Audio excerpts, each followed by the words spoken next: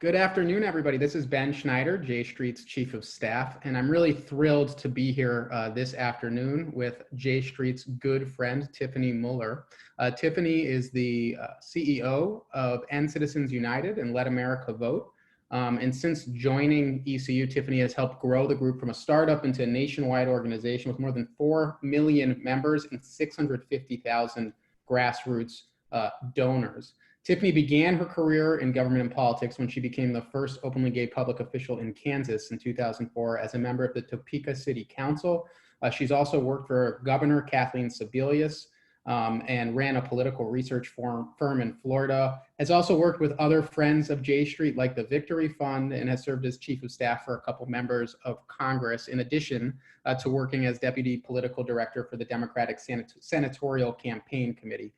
So Tiffany is doing some of the most important work in the country to protect the outcome of the election in November, to ensure that everybody has a right to vote come November, and to make sure that our political outcomes are guided by people and not money and influence. So we're really thrilled to be with Tiffany today. What we'll do is I'll turn it over to you, Tiffany, for a few opening remarks, and then we'll open it up to folks who have questions. And if you have questions, you can click the Q&A box at the bottom of your screen and submit them in writing, and we will field those during the Q&A portion. So over to you, Tiffany, to kick things off. Thanks so much, Ben. It's so great to be here with you today, and we love the work that we get to do with J Street and always really value our partnership. I actually like your introduction of me better than I ever like my own introduction of me. So I'm just gonna carry you with me to all my events from now on. As Ben said, I'm Tiffany Muller. I'm the president and executive director of Let America Vote and End Citizens United. And we are two organizations tackling two of the biggest problems facing our democracy today: getting big money out of politics and fighting voter suppression.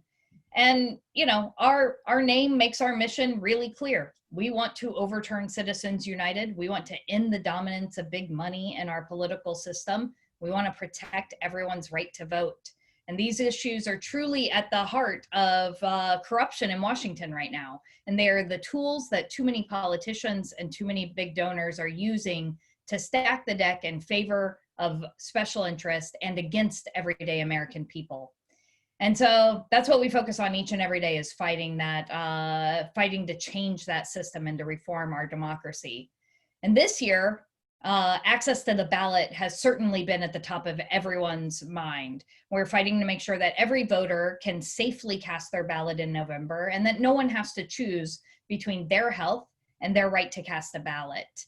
And as if a pandemic wasn't going to make this hard enough to do, what we're also facing is unprecedented attacks and misinformation coming out of this administration against vote by mail, the USPS, and voter suppression going on across the country. So there's no doubt about it, we are facing a mountain of barriers as we go into this election in 40 days, that we are trying to make sure that voters have the resources and education that they need in order to safely cast that ballot. So many states have actually expanded voters' options to safely cast the ballot. One of those options is to make it safer for folks to vote by mail, or absentee, as so many people call it. One of the things that we just recently kicked off, and that we're so proud to have J Street as a partner in, is a effort called Save the Vote, which is bringing together membership organizations to make sure that voters have the resources and the information they need to understand how they can cast their vote and how to make sure their ballot gets in on time. And look, the truth is vote by mail is safe, it's secure. It is a time-tested form of voting. Folks have been voting by mail basically since our country was founded. And more than 31 million people have voted by mail in the 2018 election, which was over a quarter of all voters. But what we see this year during a pandemic is that we expect that number to jump to perhaps as high as 50 or 60% of all voters trying to cast their ballot by mail. We have seen that more than 250 mail ballots have been cast since the 2000 election. And our military has been using vote by mail since the Civil War. And voter fraud is basically non-existent, and vote by mail is safe and secure. All of the attacks on voting, which are essentially voter suppression efforts, underscore why we must pass reform. And two of the things that we're working really hard on at In Citizens United and Let America Vote is to pass HR 1, the For the People Act, which was the very first order of business in the new democratically controlled House in 2019, and HR 4, the now aptly named John Lewis Voting Rights Restoration Act. And these bills were a first priority in the House in 2019. They've been sitting on Mitch McConnell's desk in the Senate, and we are working very hard day in and day out to make sure that we can actually pass these and help them become law. They make up basically the biggest anti-corruption legislative package that we've seen in over 50 years, and would really empower people again, and not just give access and influence to the special interests and the biggest donors. So that is what we're working on every day. We're always so glad to have J Street in that fight with us, and I left out a whole lot of information about us, so I'm looking forward to getting into the Q&A. Thanks so much, Tiffany. To kick things off, I want to dig in on the vote by mail concept. The president, of course, has been attacking the vote by mail concept at every turn, and been stating that there's no way that we have an accurate count of mail-in ballots. In doing so, perversely is also likely to dampen turnout and make it less likely that people, the more that they hear this online, the less faith that they have in the outcome, the less likely that they are to actually send their ballot in. How can we combat this misinformation on the part of the president without elevating his message in the first place? Well, I think what we have to do, you're absolutely right.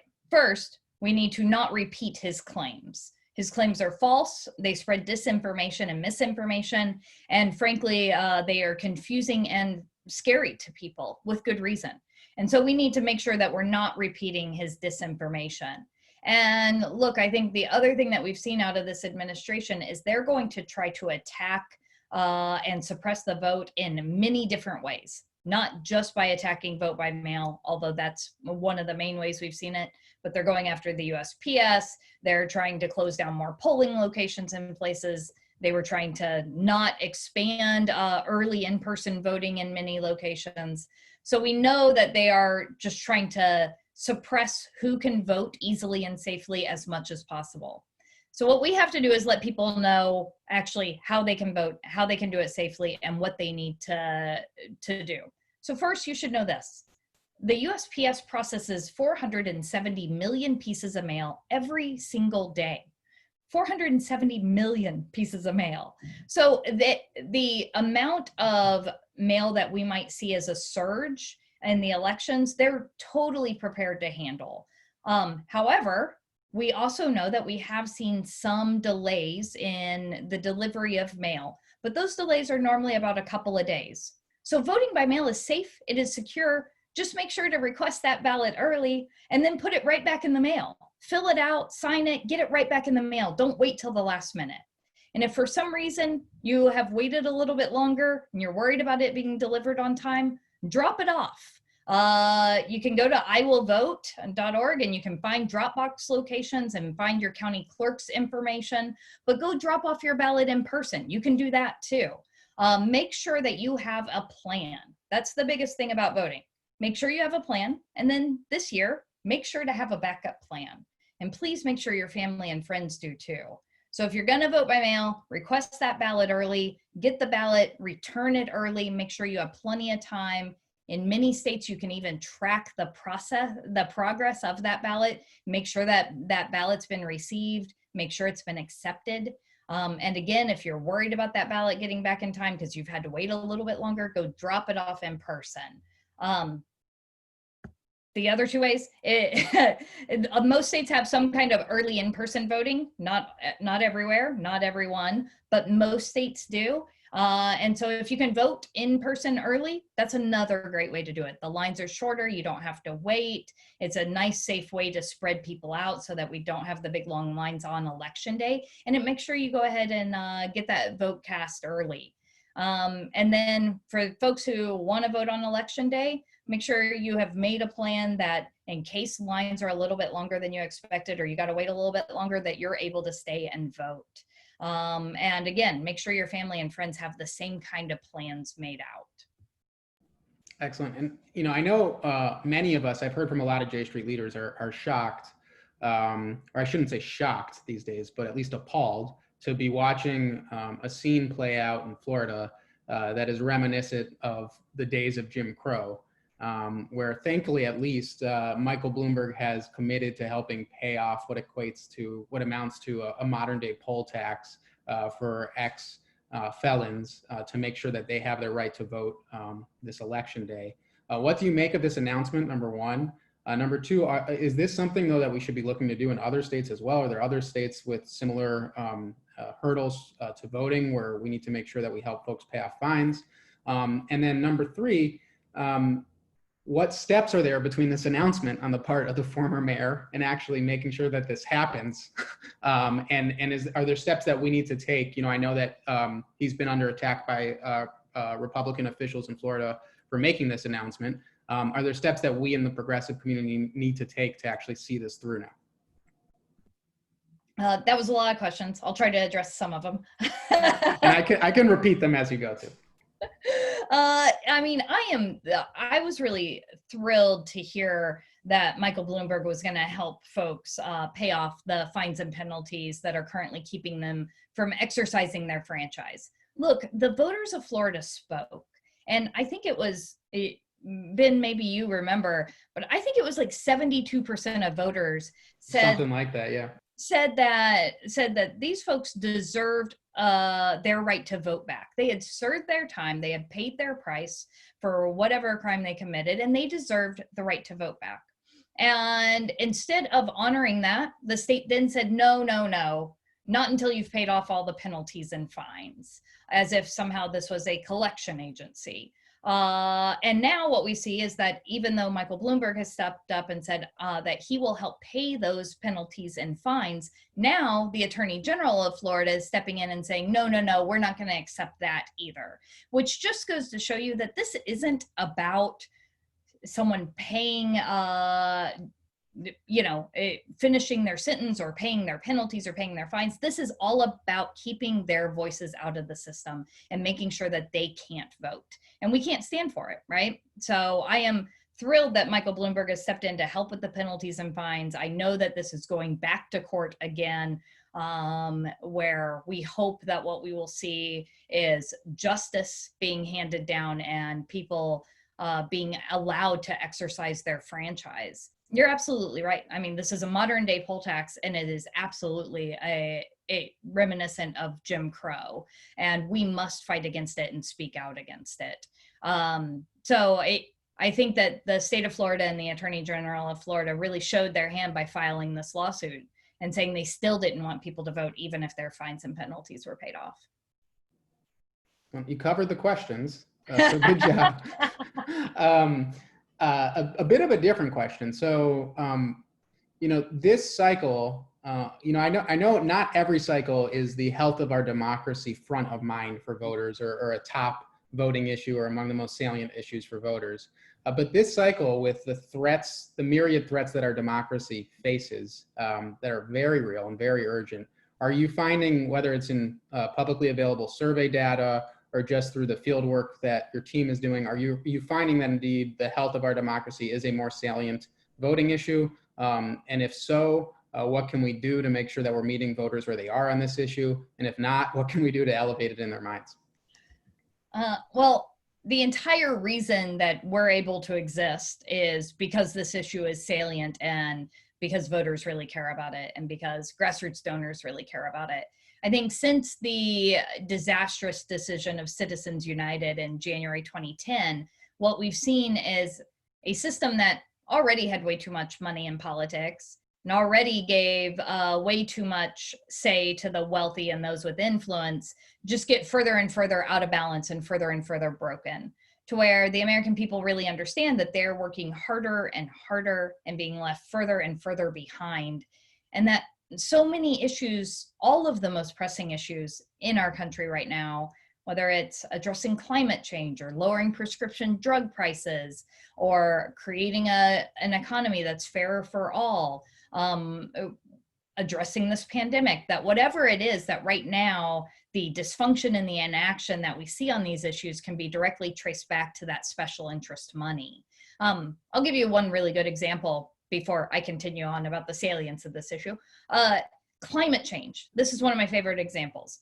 Prior to the Citizens United decision, there were 14 instances of Senate Republicans joining with Senate Democrats to address climate change and to, fix what the long-term ramifications of global warming. And since Citizens United, we've seen zero instances. That's not because the issue suddenly became partisan. That's because the oil and gas industry started spending a lot more money on elections. There was a lot more threats of spending a lot more money. And there are 1,500 oil and gas lobbyists on Capitol Hill on any given day, basically 3 for every member of Congress. And the average American person can't have equal voice in a system that's set up like that. So they know this, and they're upset about it, and they're angry about it. And in 2016, Donald Trump capitalized on that anger by saying he was going to come to Washington and drain the swamp, by saying he understood the corruption that was in the system. And because he understood it and had played it, he was the right one to come fix it. And frankly, he lied about all of that. And it is the most corrupt administration that we've ever seen. In 2018, what happened, though, was a slate of reformers across the country, from the bluest of blue districts to pretty red districts and everywhere in between, saw Democratic challengers running and winning on the message of reforming our democracy, getting special interest out of our politics, and passing comprehensive democracy reform. And that's what helped us flip the House in 2018. And now in 2020, what we see is we're finding an even more broken country right now, an even more broken system. And you're seeing the same resonance, even during a time of pandemic, even during a time of such massive economic instability. You still see cleaning up political corruption being one of the very top issue priorities for voters, and one of the things that these key, that Americans across partisan divides want to see addressed and changed. And so you see people running on it, people winning on it, and I am convinced that it's going to help actually move the comprehensive legislation we were talking about earlier. I'm convinced it's going to take that from not just passing the House, but we're going to pass it in the Senate, and we're going to get it signed into law. So absolutely, it's one of, even in this time, it's still one of voters' most pressing priority issues. Excellent. Excellent. Speaking of our corrupt president, there's so much to talk about. So much to talk about. Just yesterday, the latest, President Trump refused to commit to a peaceful transition of power were he to lose the election. What do we in the activist community need to be doing now to prepare for that potential outcome? And how unique a development is this? I mean, I think when I saw it yesterday, when I saw the clip, I both wasn't surprised, because of course he's been hinting at this for months.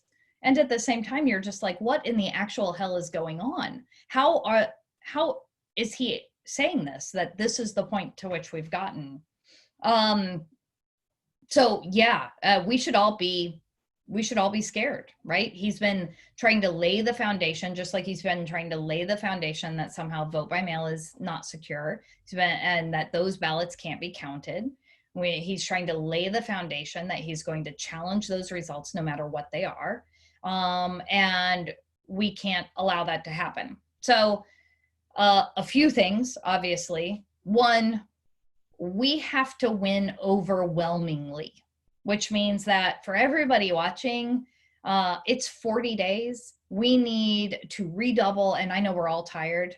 We are all tired. We were talking about this before we came live, that every day feels a little bit like a month right now. And but we all have to redouble our efforts to do every single thing we can to make sure we're getting out every single possible vote. because we have to make sure that we win in an overwhelming fashion. So that's number one. Number two, we have to start working with the media now and making sure that I believe that it's possible he will try to declare victory, or that some right-wing blogs or news sites will try to declare his victory before all the ballots are counted. And so we need to make sure that media and that other election forecasters understand that it's going to take time this cycle and this year to count ballots, and that we're not going to know the election results probably the night of the election, that we're going to need to take time to count those ballots as those votes get counted, and that we're going to need to be patient. And number three, I've been glad to see Senate Republicans and other Republicans coming out today saying, of course, there will be a peaceful transition of power. The fact that this question is even being asked is telling of how far our norms have been destroyed. So we need everyone reinforcing, no, this is what our country is founded on. This is this is who we are, and we will enforce a peaceful transfer of power. But please, what other ideas do you have, Ben? Because they want me to well. We're proud to sit at the table that ECU and Let America Vote have pulled together, Save the Vote Coalition, to do some of this work alongside you, to do our little part. And speaking of doing the work, a lot of the questions I'm getting from our leaders right now are about the specific work that ECU is doing right now to make sure that folks in various states know about the various deadlines and rules for whether it's voting absentee or early in person or just voting on election day. So what kind of organizing are you and partners doing on that front, in addition to the work you're doing, the great work you're doing to educate journalists and others about what follows from election day? That's a great question. And I'm sure I was supposed to mention that in my previous answer. So thank you.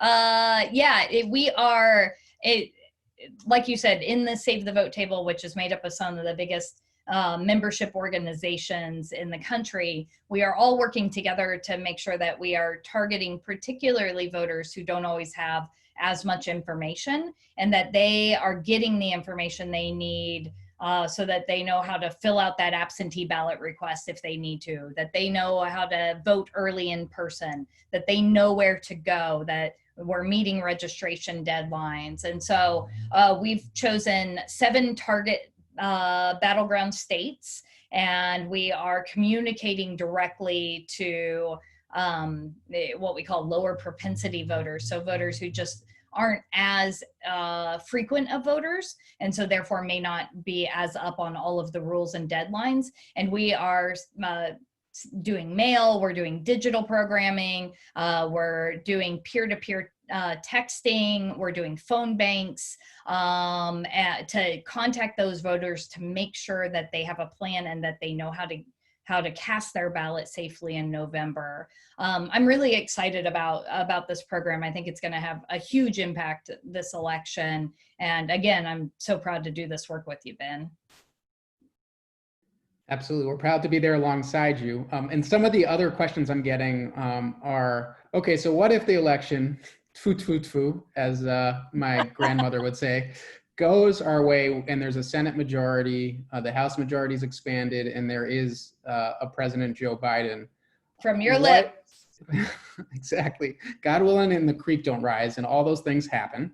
Then you've talked a little bit about HR 1, but can you a little bit more specifically talk about what your movement's legislative priorities would be in such an instance to clean up our democracy?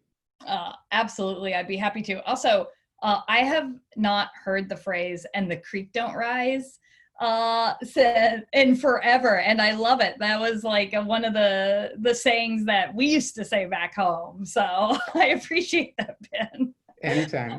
HR 1, the For the People Act, is, like I said, the largest anti-corruption democracy reform bill that we've seen in generations. And it does really 4 simple things.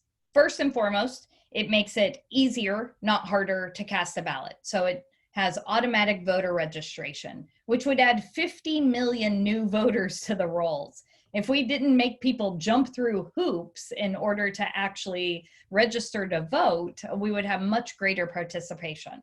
So automatic voter registration, expand access to vote by mail, expand early in-person voting, online voter registration. There are so many pieces of this that we can do to make it easier, not harder to vote. And so those are all very, very key. Next, stopping gerrymandering. So this would actually implement independent redistricting commissions across the country. And look, what we know is that in 2018, Democrats flipped 40 seats, which is the most that of any point since Watergate. But had we not had gerrymandered districts, there actually would have been another 15 seats that Democrats would have gained, right? And what we see right now is that across the country, too many politicians are choosing their voters rather than voters choosing their elected officials. So this would eliminate gerrymandering and put in independent redistricting.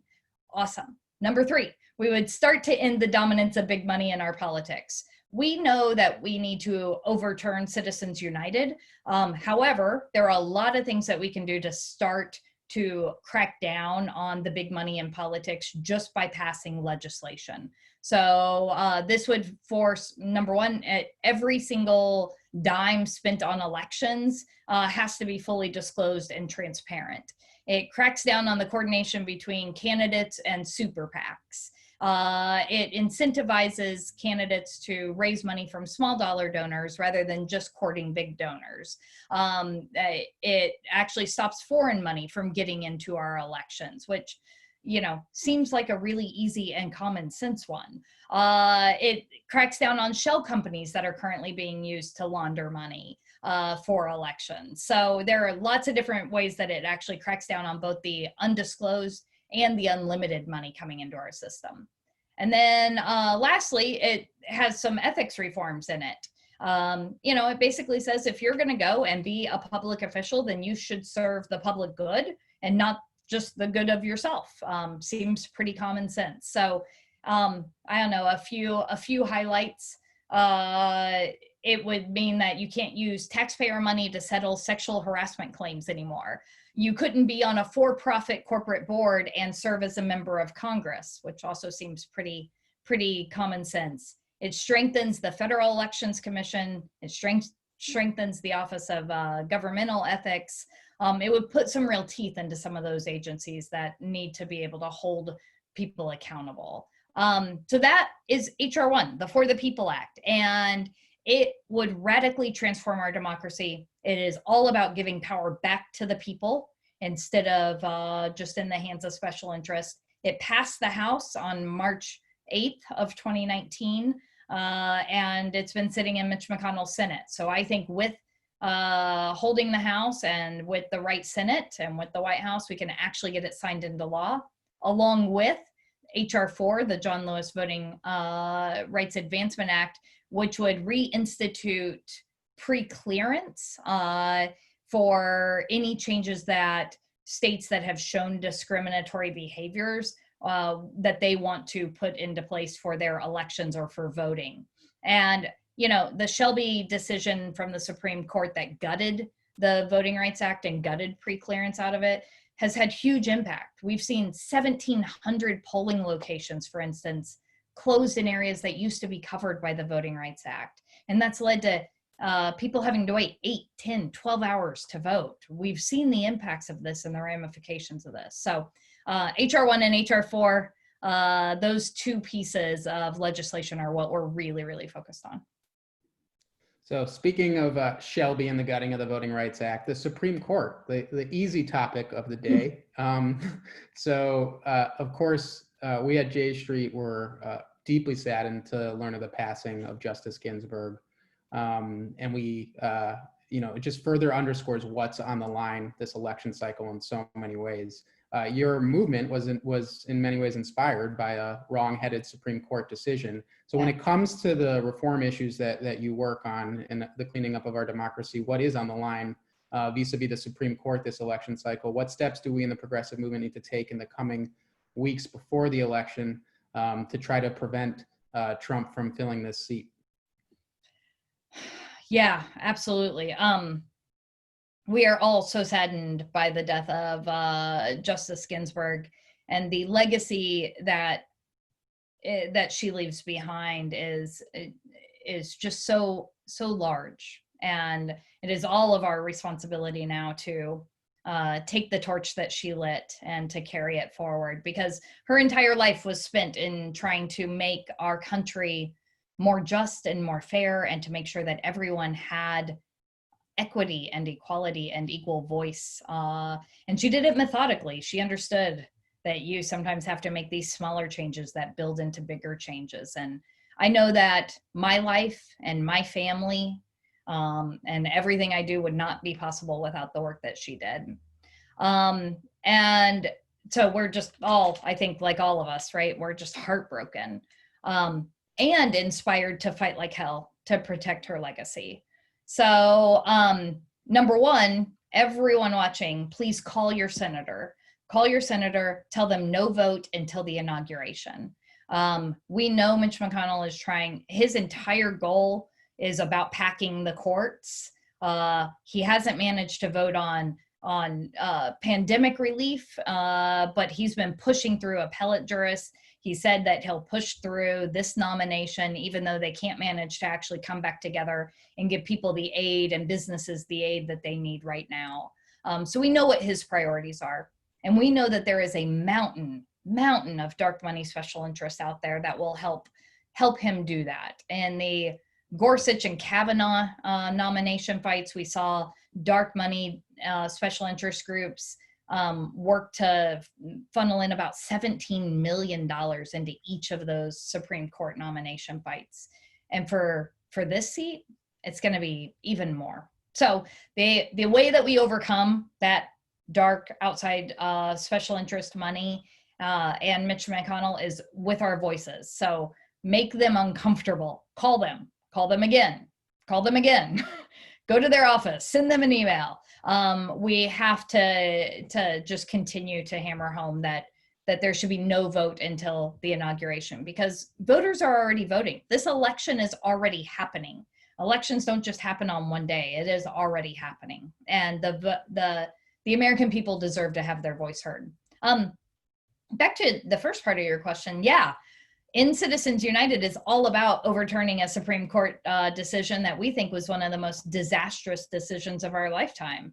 It was the Citizens United decision in January 2010, and it took two really terrible ideas, and it combined them together, and it said money equals speech and corporations are people, and it allowed for unlimited and undisclosed money to flood into our elections. And it really put a for sale sign on our democracy.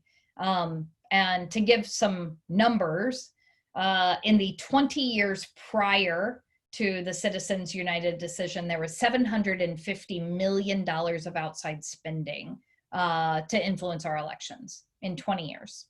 In the 10 years since the Citizens United decision, there's already been over $4.5 billion spent from outside special interests. Every single election cycle at this point has more outside special interest money flooding into it than the previous 20 years prior to Citizens United had. And what it means is that rather than two candidates telling you who they are and what their priorities are and what they're going to go to Washington, D.C. and fight for, you have these outside groups named things like Americans for Better Puppies on your TV and fighting against Americans for Better Kittens. And you have no idea where the funding comes from or who they really are or what they really stand for.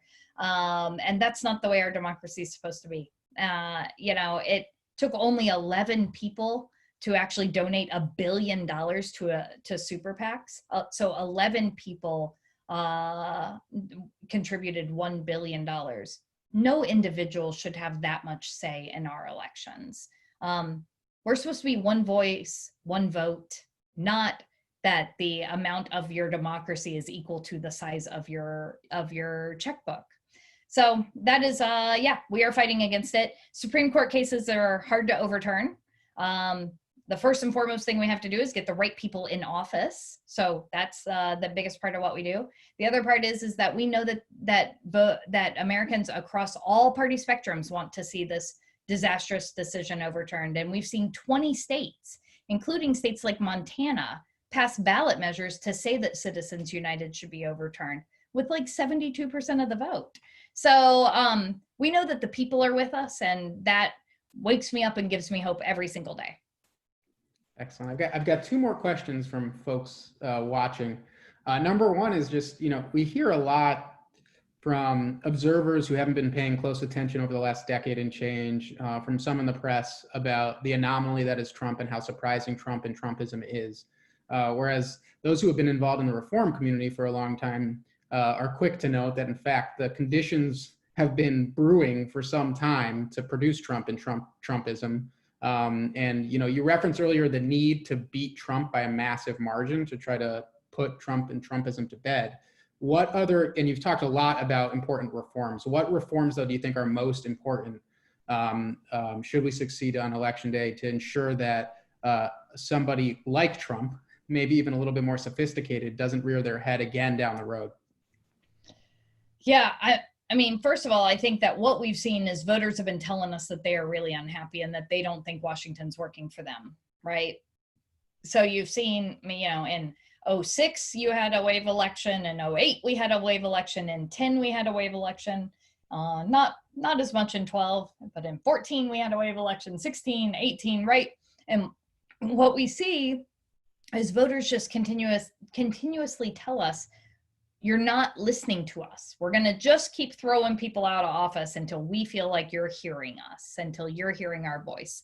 And so what you often see is that they will vote against the folks that they think are most enmeshed in the system that's currently broken and that they feel is screwing them over, right? And Donald Trump played on that and used populist language, and I'm going to stand up for you, and I know how to drain the swamp, and all of those pieces. Remember, he used to say, oh yeah, I would give $5,000 to that politician because then I knew they would take my call anytime I needed something. And it rang true for people. Now, he has gone there and made it so much worse. And it was a con job from the beginning. But that populist feeling of that the people want someone working for them and fighting for them is very much still there. And so we need to learn from that and not just say the right things when we're campaigning. We have to pass measures that actually start to put power back in the hands of the people, actually make them feel like they have a real voice in their democracy again.